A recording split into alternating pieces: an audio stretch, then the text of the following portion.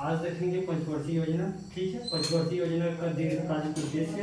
दीर्घकालिक उद्देश्य generally question में डायरेक्टली पूछेंगे आपसे, दीर्घकालिक उद्देश्य क्या रहा पंचवर्षीय योजना का। तो और जिम्स जिम्स मतलब क्या होता है? Growth, equity, modernisation, self reliance. Hindi में समृद्धि दर, समानता, आधुनिकरण और आत्मनिर्भर।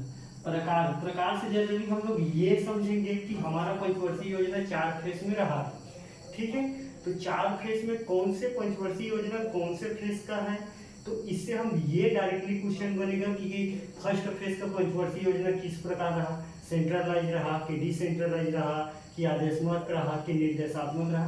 तो हम जो बोल रहे हैं वो प्रकार में समझेंगे। अब पंचवर्षीय योजना का फेज, पंचवर्षीय योजना में बेसिकली 4 फेज होता है। ठीक, 4 फेज। फर्स्ट फेज में हम 3 पंचवर्षीय योजना को देखेंगे, सेकंड फेज में शायद 5 पंचवर्षीय योजना को देखेंगे, बाकी तीसरा में देखेंगे। चौथा फेज हम पढ़ेंगे जरूर, पढ़ने से पहले यहाँ चौथा फेज में आता है नीति आयोग। ठीक, नीति आयोग आ जाएंगे यहाँ, नीति आयोग। ठीक, नीति आयोग पढ़ने से पहले हमें आया कैसे है इसको हम किसमें देखेंगे, जब उपलब्धि और कमी को हम पढ़ रहे होंगे तो यहाँ प्राइम मिनिस्टर मोदी का आगमन होगा। ठीक, पीएम साहब का आगमन होगा। पंचवर्षीय योजना के बेसिस पे बताऊंगा मैं उसका राजनीतिक परिप्रेक्ष्य परिदृष्टि बिल्कुल ये बताऊंगा। ठीक, कैसे पंचवर्षीय योजना को एक उसके मैनिफेस्टो में जो कॉन्सेप्ट रहा पंचवर्षीय योजना को खत्म करने का, उसके बेसिस में मैं बात करूंगा। ठीक है, नीति आयोग में प्राइम मिनिस्टर मोदी का कैसे आगमन हुआ। ठीक, उसके बाद हम सारी चीज अगर देख लेंगे तो ये सारी चीज को हम कैसे अप्लाई करते हैं, कहाँ से पैसा आता है, क्या चीज आता है, उसके बारे में जब हम स्टडी कर रहे होंगे रिसोर्सेज, तो रिसोर्सेज को शायद हमको फर्स्ट क्लास में देखना चाहिए, मगर ठीक है कहीं भी देख लेंगे, कोई दिक्कत नहीं है। ठीक है, तो हमको रिसोर्सेज मतलब पंचवर्षीय योजना को सारी चीज को लागू करने के लिए हमको पैसा कहाँ से आता है, संसाधन कहाँ से आता है, कहाँ जुटाना पड़ता है, क्या करना पड़ता है, तो वो हम संसाधन में बात करेंगे। तो फर्स्ट हमारा आज का क्लास का बेसिक हमारा स्ट्रक्चर समझिए कैसे चलेंगे हम। स्ट्रक्चर पहला क्लास में मैं बताया था स्ट्रक्चर, ये सेकंड क्लास की स्ट्रक्चर है। और ये हमारा नीति आयोग बहुत बड़ा क्लास होगा, क्योंकि हॉस्टल वार्डन व्यापम और वन एग्जाम हो चाहे पीएससी का एग्जाम हो, कहीं भी इसको अच्छे से पूछा जाता है। तो ये हमारा ठीक ठाक क्लास होगा, 1 से 1.5-2 घंटा लगेंगे नीति आयोग समझने में। ठीक है, तो पहला अपन देखेंगे पंचवर्षीय योजना में दीर्घकालिक उद्देश्य। ठीक, तो दीर्घकालिक उद्देश्य में फर्स्ट देख लेते हैं अपन जी का मतलब क्या होता है।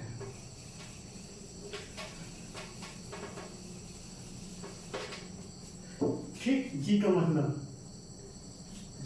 होता है ग्रोथ,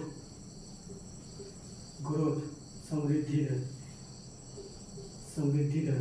ठीक, ग्रोथ क्या है, मैं फर्स्ट क्लास में बताया था। ग्रोथ क्या है, जब ग्रोथ बढ़ेगा तो क्या होगा, आय बढ़ेगा तो क्या होगा, बचत बढ़ेगा तो क्या होगा, बड़े बड़े निवेशक आएगा, निवेश होगा।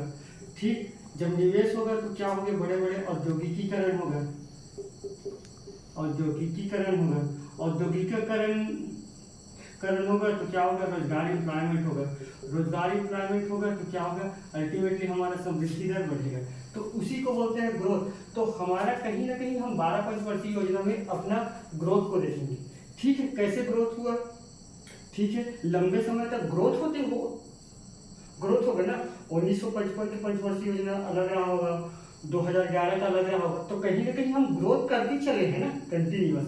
ठीक है, तो ये हुआ ग्रोथ, क्योंकि हम दीर्घकालिक उद्देश्य पढ़ रहे हैं। लंबे समय तक हमारा क्या उद्देश्य रहा, हमको ग्रोथ को हासिल करना रहा, हमारा समृद्धि दर प्राप्त करना रहा देश में।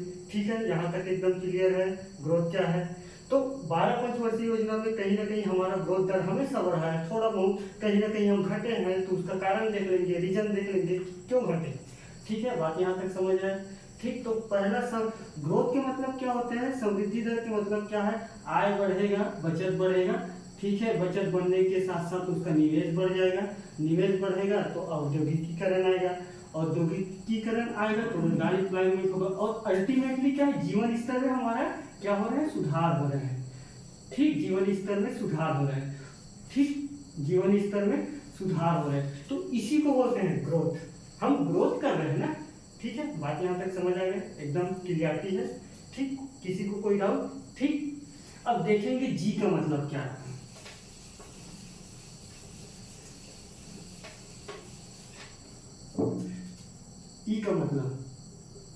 ई का मतलब होता है इक्विटी, समानता। समानता मतलब हमारा पंचवर्षीय योजना में कई ऐसे सामाजिक प्रोग्राम चलाए हैं, सामाजिक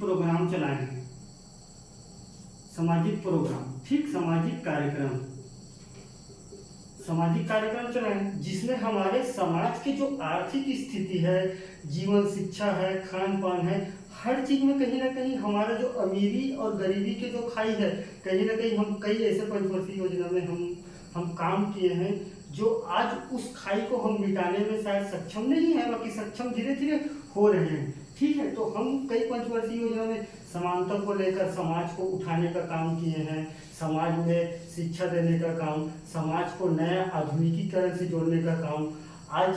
आज समाज के जन जन तक हमको शिक्षा है, राइट टू एजुकेशन जैसी चीज है, तो वो सारी चीज हम ला के एक अमीरी और गरीबी के बीच में जो खाई है उसको हम पंचवर्षीय योजना में, कई ऐसा पंचवर्षीय योजना है जिसमें हम लेकर काम किए हैं। तो कहीं ना कहीं आज समाज और के बीच में समानता आया है, ठीक है। तो समानता समझिए, ठीक। समानता मतलब सिंपल से बीच में आप ये समझे, गरीबी और अमीरी के बीच में खाई को मिटाना और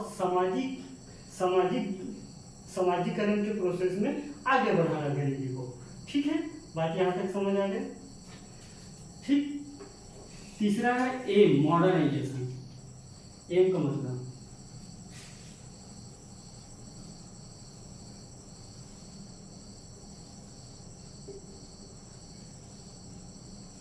आधुनिकीकरण।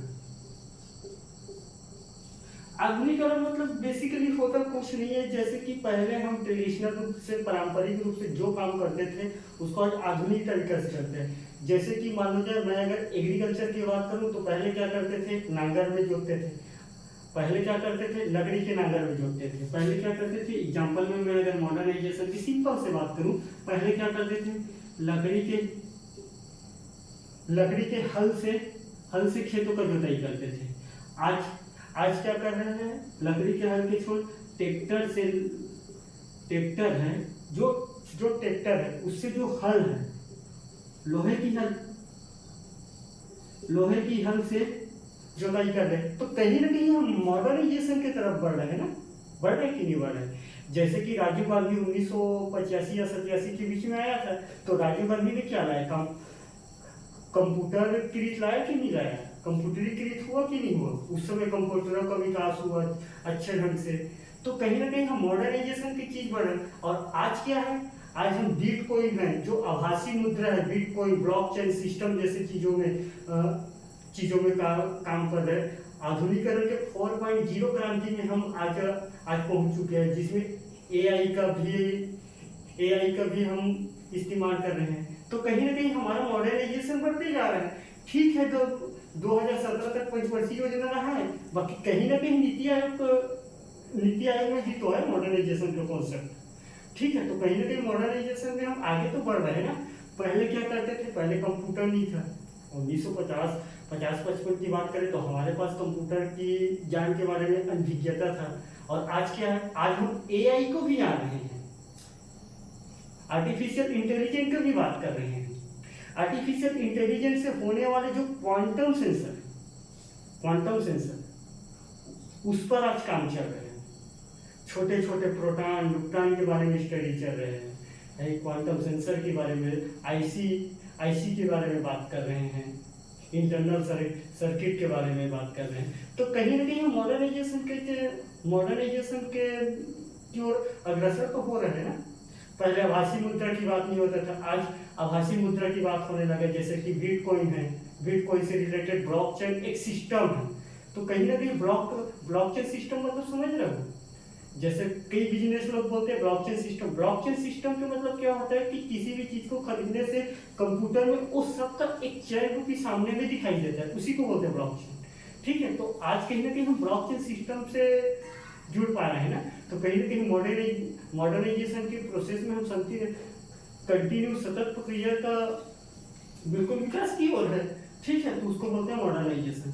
ठीक, और एस के मतलब क्या होता है? Self reliant. ठीक, यहाँ तक एकदम क्लियर है। तीन, आपसे सिर्फ वो उतना ही पूछेगा कि दीर्घकालिक उद्देश्य क्या रहा। जेम्स दे देगा, जेम्स मतलब समझ गए, चारों को समझ, हाँ तीनों को। ठीक है, एक अभी आएंगे। एस मतलब एस बचा है शायद, हाँ एस बचा है। एस मतलब होता है सेल्फ रिलायंट।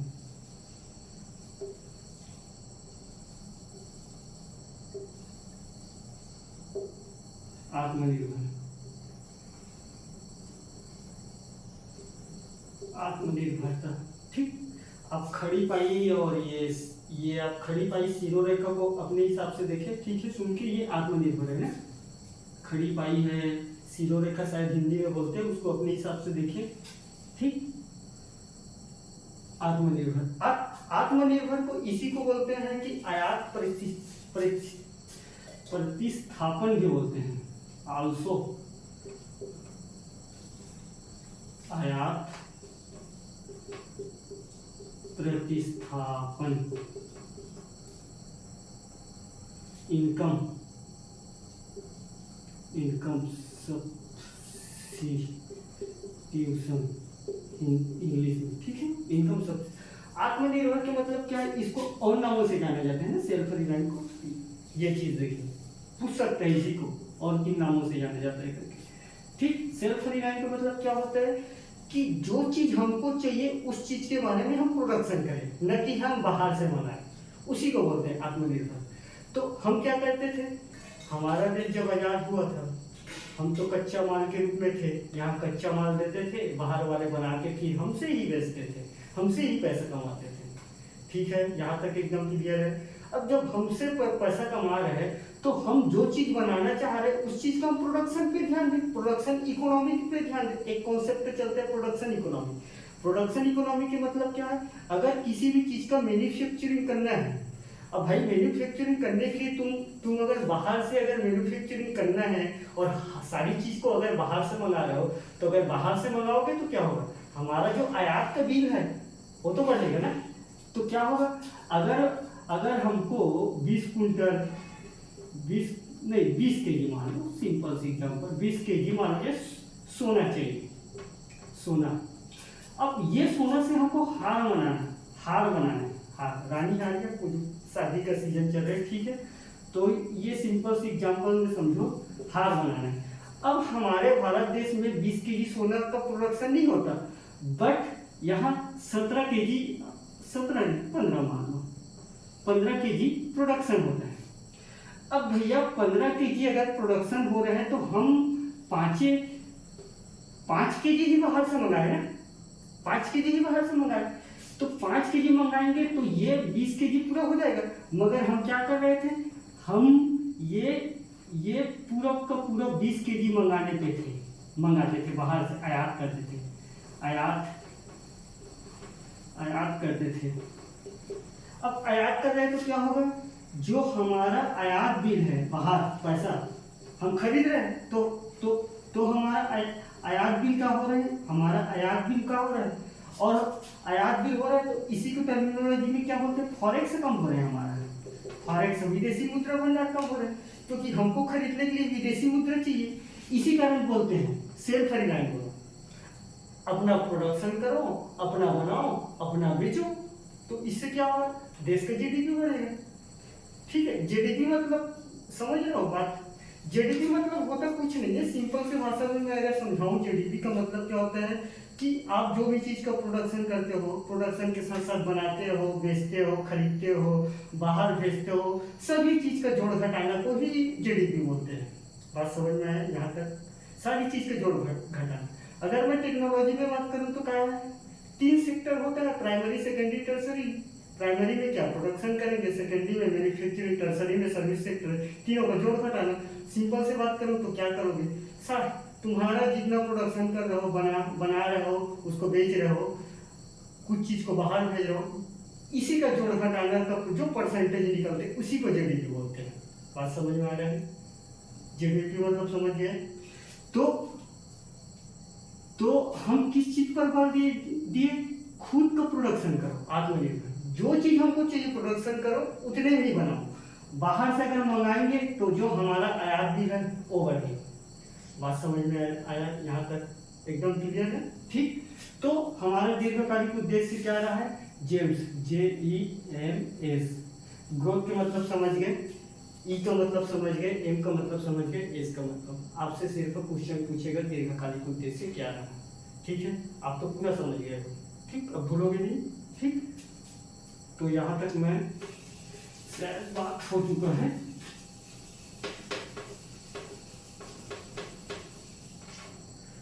सेकंड देख लीजिए, प्रकार टाइप। ठीक, प्रकार में जनरली हम 4 टाइप से देखते हैं। एक होता है केंद्रीकृत, सेंट्रलाइज।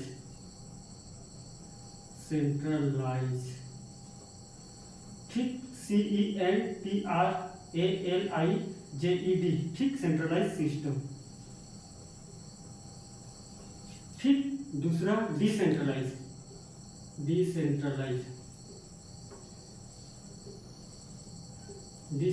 सिस्टम। ठीक, जिसको बोलते हैं विकेंद्रीकृत। ठीक, चौथा देख लेंगे आदेशात्मक, शायद इम्परेटिव बोलते हैं इसको, इम्परेटिव सिस्टम। ठीक, एक है निर्देशात्मक।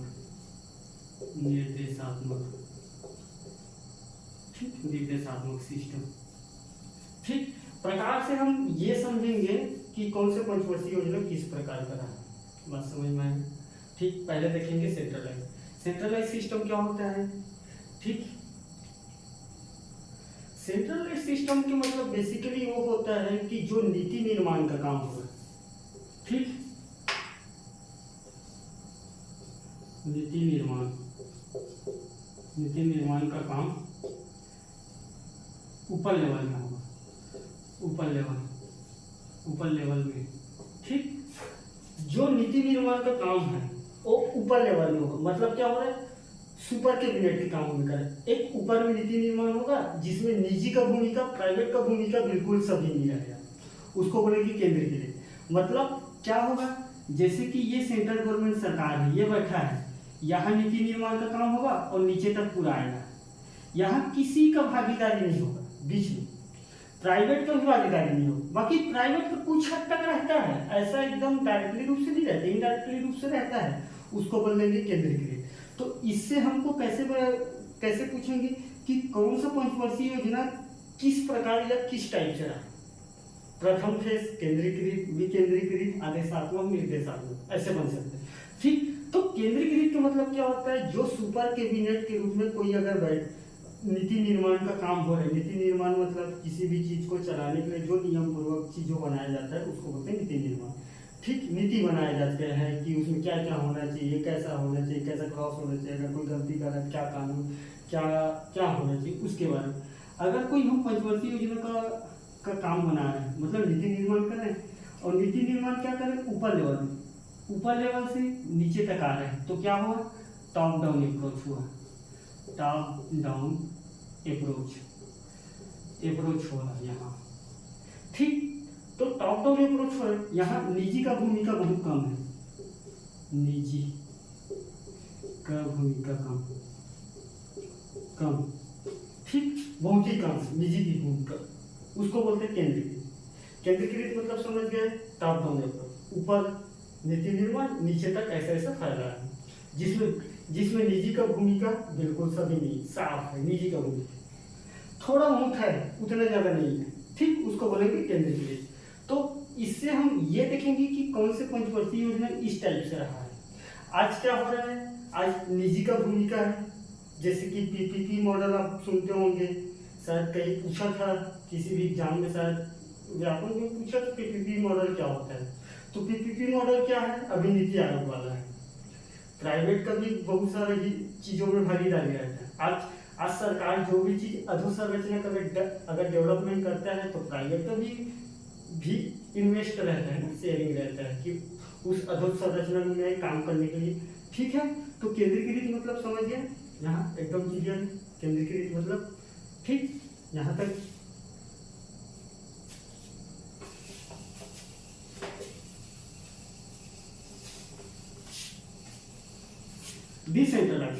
डिसेंट्रलाइज का मतलब क्या है, नीति निर्माण का काम नीचे से होगा, गांवों से होगा और गांवों से होकर ऊपर तक जाएगा।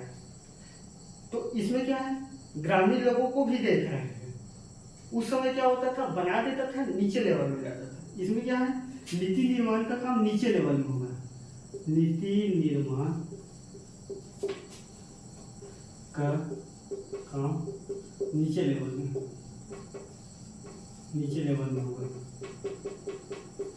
लेवल में होगा। मतलब क्या है, जैसे कि ये गांव है तो यहाँ से नीति निर्माण का होते हुए ऊपर तक पहुंचेगा, सेंट्रल तक, सेंट्रलाइज सिस्टम तक। तो इसमें क्या है, प्राइवेट का भूमिका रहता है इसमें थोड़ा बहुत। ठीक है, गांवों को देखते हुए, जिलों को देखते हुए, तहसील स्टेट को देखते हुए, बनते हुए ऊपर तक। मतलब इसमें क्या है, नीति निर्माण का काम तो सेंट्रल ही करेंगे मगर नीचे से अप्रोच लेंगे थोड़ा बहुत। हाँ भाई बताओ तुमको क्या प्रॉब्लम है, उसके बेसिस पे बनाया जाएगा, चीज़ों को देखा जाएगा नीचे में कि क्या प्रॉब्लम है, कैसा प्रॉब्लम है। ठीक है, तो उसके बेसिस में जो नीति निर्माण का काम करेगा, ठीक, वहां तक उसको बोलेंगे डिसेंट्रलाइज। मतलब क्या है, चीज़ों के बारे में बढ़ रहे हैं। ऐसा नहीं है कि एक ही आदमी तानाशाही करे और उस चीज़ को अप्लाई करने वाला हो। ठीक है, कुछ कुछ जगह रहा होगा, मैं नहीं मानता किसी भी चीज़ को डेवलपमेंट करने के लिए दिखेंगे थोड़ा बहुत इसमें। ठीक है, यहाँ तक एकदम क्लियर है। डिसेंट्रलाइज मतलब नीति निर्माण का काम नीचे लेवल से और ऊपर लेवल तक जाएंगे। कुछ हिस्सेदारी निजी का भी यहाँ बढ़ेंगे, निजी का हिस्सेदारी बढ़ेंगे। ठीक है, उसको बोलेंगे डिसेंट्रलाइज सिस्टम।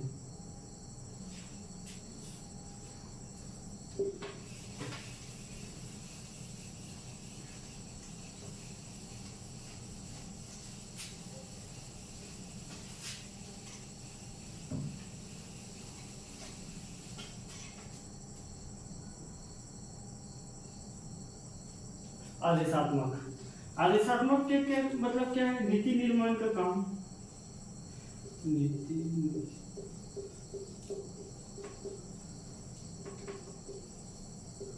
नीति निर्माण का काम क्या है, ऊपर लेवल में करेंगे, ऊपर में करेंगे सेंट्रल। और निर्माण करने के बाद क्या करेंगे, उस काम को करने के लिए आदेश रहेगा। अगर उस काम को किसी भी स्टेट, किसी भी जिला या किसी भी गांव या किसी भी कस्बा अगर मान लो जाए वो काम को नहीं करता है, तो उस काम को नहीं करने पे उसको क्या करेगा, दंडात्मक कार्रवाई दे सकते हैं। दंडात्मक कार्रवाई का प्रावधान। ठीक है, तो यहाँ क्या हो रहा है, आदेशात्मक में क्या है, हाँ तुमको करना है मतलब करना है। हम ये जो बना दिए हैं, नीति निर्माण कर दी है, इस पर आपको लागू करना है, इस पर आपको काम करना है, इस पर ये करना है। अगर मान लो जाए आप नहीं कर रहे हो, तो अगर आप मान लो जाए पकड़ा जाता हो, तो इसके बदले आपको दंडात्मक कार्रवाई भी कर सकता है। यहाँ एक चीज एक्स्ट्रा है, दंडात्मक कार्रवाई। ठीक है, तो उसको बोलते हैं आदेशात्मक। मतलब इंग्लिश में वो एक शब्द बोला जाता है, यू हैव टू दिस करके बोला जाता है ना, कि यस आपको करना है मतलब करना है। यू हैव टू दिस नहीं, आपको करना है मतलब करना है। यहाँ अगर हो गया है नहीं तो आपको करना है मतलब करना है। इस पर आपका कोई विचार नहीं सुना जाएगा कि ये है, वो है, फलाना है, ढुका है। ठीक है, उसको बोलेंगे आदेशात्मक।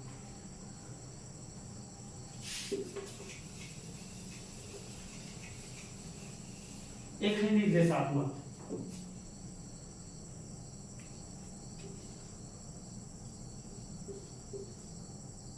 नीति निर्माण का काम, ठीक है।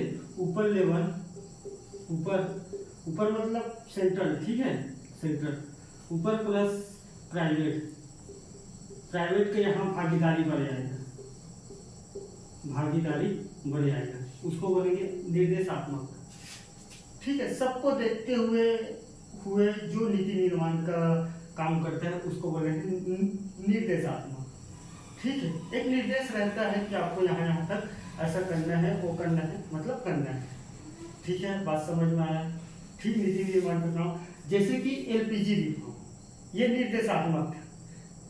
एलपीजी रिफॉर्म पढ़ते हैं ना, एलपीजी रिफॉर्म, एलपीजी मतलब गैस मत समझना, एलपीजी रिफॉर्म, ठीक, रिफॉर्म। एलपीजी मतलब लिबरलाइजेशन, प्राइवेटाइजेशन, ग्लोबलाइजेशन, अपने इकोनॉमिक्स को खोल देना, सिंपल से बात, उसको बोलते हैं एलपीजी।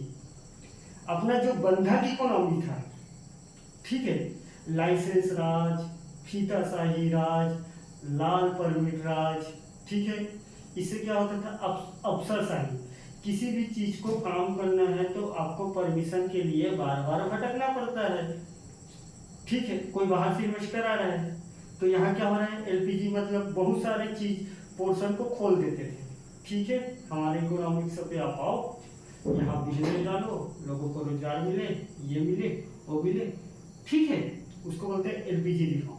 एलपीजी मतलब सिंपल से भाषा में मैं बिल्कुल आपके माइंड में रख लेना, एलपीजी रिफॉर्म 1990 वाला, ठीक, अपने इकोनॉमिक्स को खोल देना, सिंपल से बात, उसको बोलते हैं एलपीजी रिफॉर्म, ठीक। तो उस टाइप से जो इकोनॉमिक्स रिफॉर्म हो उसको बोलते हैं निर्देशात्मक, ठीक है। जो निर्देश था ऊपर से पॉलिसी मेकिंग, उसको खोल दिए, ठीक, तो वो हो गए निर्देशात्मक। अब हमारा प्रकार क्लियर हो गए, 4 प्रकार से। दीर्घकालिक उद्देश्य भी शायद क्लियर हो चुका है, ठीक। इसके बाद मैं क्या लिखा था, शायद face,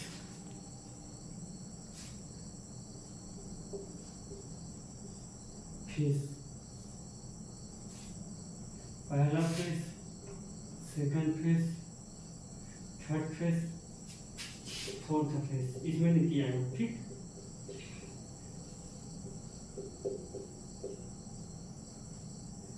NITI Aayog first face जो हमारा 12 पंचवर्षीय रहा है, 1900 अप्रैल 1900 लेकर मार्च 2017 तक, बीच बीच में गैपिंग रहा है, किन कारण गैपिंग रहा है, कैसे गैपिंग रहा है, क्या कारण था गैपिंग रहने का। 1990 में रहा है, 1966 के बाद 3 साल गैपिंग रहा है, 1978 में 1 साल गैपिंग रहा है, उसके बाद 2014 में नीति आयोग का घोषणा हो चुका था। तो जो हमारा 12 पंचवर्षीय योजना का जो रिजल्ट है हमको मिल नहीं पाया है, तो जो 11 पंचवर्षीय योजना रहा है तो प्रत्येक पंचवर्षीय योजना अपन देखेंगे, ठीक है। तो पहला फेज में 3 पंचवर्षीय योजना आएगा। 1951 अप्रैल 1951 से लेकर 1966 तक जो पंचवर्षीय योजना चला उसको बोलते हैं प्रारंभिक फेज, ठीक है। बात समझ में आया, यहाँ तक कोई क्लियर, कोई डाउट, ठीक। तो पहला फेज में क्या है, जो 12 पंचवर्षीय योजना रहा है उसका जो 4 फेज है वो चारों फेज में 4 फेज करके देखेंगे। चौथा फेज में नीति आयोग आ जाए, ठीक। तो पहला जो फेज रहा है 1900 लेकर 1951 से लेकर 1966, ठीक, ये पहला है। अभी पिक्चर बन रहा है तुम्हारे माइंड में, प्रत्येक पंचवर्षीय योजना देखेंगे लाइन से, एक एक पंचवर्षीय योजना, ठीक। अभी 15 साल का पिक्चर बना रहे हैं, क्या हुआ था 15 साल में। जब हमारा देश आज़ाद हुआ था तो हमारे पास ना खाने के लिए चावल था, ना पहनने के लिए, ये पहनने के लिए तो था कुछ, बाकी ठीक है छोटे छोटे सेक्टर से कागजी उद्योग है, जो भी चीज़ है हम बना लेते थे, ठीक। तो 1951 से लेकर 1966 तक 3 पंचवर्षीय योजना रहा है। तो 3 पंचवर्षीय योजना में मुख्यतः ये 15 साल में क्या चीज़ देखा गया था, सबसे ज़्यादा क्या चीज़ पर जोर दिया गया था, ये क्वेश्चन बनता है। फर्स्ट फेज ऑफ पंचवर्षीय योजना में मुख्यतः रूप से देखा गया था, ठीक है। तो उसके बारे में देखेंगे, ठीक। तो पहला जो इसमें देखा गया था प्रोएक्टिव रोल ऑफ गवर्नमेंट देखा गया था, प्रोएक्टिव रोल ऑफ गवर्नमेंट। मतलब इसमें क्या है, सरकार का भूमिका मुख्यतः देखा गया था, सरकार की भूमिका मुख्यतः देखा गया था। ठीक, तो सरकार का भूमिका देखा गया था का मतलब क्या है, प्रकार में क्या हुआ, सेंट्रलाइज, एक पॉलिसी मेकिंग कर रहे हैं, ऊपर पॉलिसी में नीति निर्माण का काम कर रहे हैं और नीचे तक फैला रहे हैं। तो यहाँ प्राइवेट का भूमिका कम है। फर्स्ट पंचवर्षीय योजना, फर्स्ट फेज ऑफ पंचवर्षीय योजना में 1951 से लेकर अगर 1966 तक देखें तो प्रोएक्टिव रोल ऑफ गवर्नमेंट देख रहा है, सरकार का भूमिका इसमें ज़्यादा दिख रहा है। तो क्या है, सेंट्रलाइज सिस्टम है, ये पूछ सकता है। बात समझ, यहाँ किसी निजी का भागीदारी नहीं है, बिल्कुल नहीं। सेकंड पंचवर्षीय योजना में औद्योगिकीकरण हुआ है, ऐसा नहीं हुआ है, बाकी मुख्यतः सरकार के राज में हुआ है, उसको खुला छूट नहीं दिया था। इसी कारण मैं बोला था 1990 में एलपीजी रिफॉर्म आया था। ठीक है, तो कहीं ना कहीं सरकार की यहाँ भूमिका ज़्यादा था। ठीक है, जिसमें कृषि है, कृषि फर्स्ट पंचवर्षीय योजना में बढ़ाए हैं 1951 से लेकर 55 तक। कृषि के साथ साथ क्या है, औद्योगिकीकरण को अपनाए हैं, औद्योगिकीकरण के साथ साथ ग्रीन रेवोल्यूशन आया है, ग्रीन रेवोल्यूशन के साथ साथ प्रोडक्शन इसमें बढ़ा है। ठीक है, तो कहीं ना कहीं हम तीन चार चीज़ों को हम बेस मान सकते हैं फर्स्ट फेज ऑफ पंचवर्षीय योजना में। बाकी देखेंगे पहले पंचवर्षीय योजना में क्या रहा मुख्यतः। ठीक है, तो यहाँ तक आप समझ गए, 66 तक पिक्चर बन गए। यहाँ सरकार की भूमिका ज़्यादा है, ये चीज़ को हमेशा याद रखना। ये तीनों को पढ़ते हुए आप अपने माइंड में रखना कि सरकार का भूमिका इसमें ज़्यादा है। कृषि, औद्योगिकी, ग्रीन रेवोल्यूशन, साथ ही साथ ऐसा मॉडल आया था जैसे कि फर्स्ट पंचवर्षीय योजना में हैराल्ड डोमर मॉडल आया था, सेकंड पंचवर्षीय योजना में कौन सा आया था, पीसीवी महिला नोटिस मॉडल आया था, तीसरा में कौन सा मॉडल आया था। तो देखेंगे एक करके, एक कॉन्सेप्ट सीखते हुए जाएंगे। ठीक है, तो फर्स्ट क्वेश्चन के बेस में समझ आ रहे हैं, सेंट्रलाइज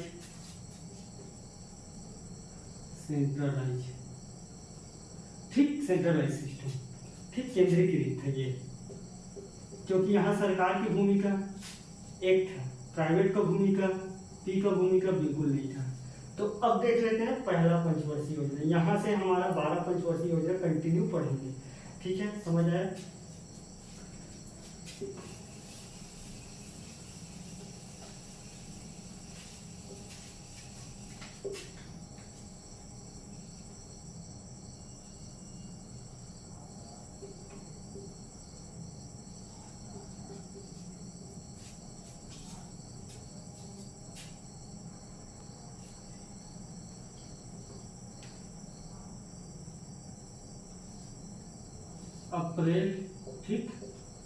अप्रैल 1951 से लेकर 1900 मार्च 1956 तक। ठीक है, इसमें कृषि का मुख्यतः भूमिका रहा। ठीक, कृषि के साथ साथ अपन देखेंगे यहाँ हैराल्ड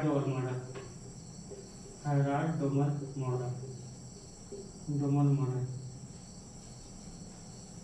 ठीक, तो फर्स्ट पंचवर्षीय योजना हमारा अप्रैल 1951 से लेकर 1956 रहा। इसको आगे देखेंगे, शायद ये क्लास लंबा हो गया है, इसके पहले मैं दूसरी चीज़ के बारे में और समझाया था। तो ठीक है, तो पहला पंचवर्षीय योजना के बारे में आगे देखेंगे। ठीक।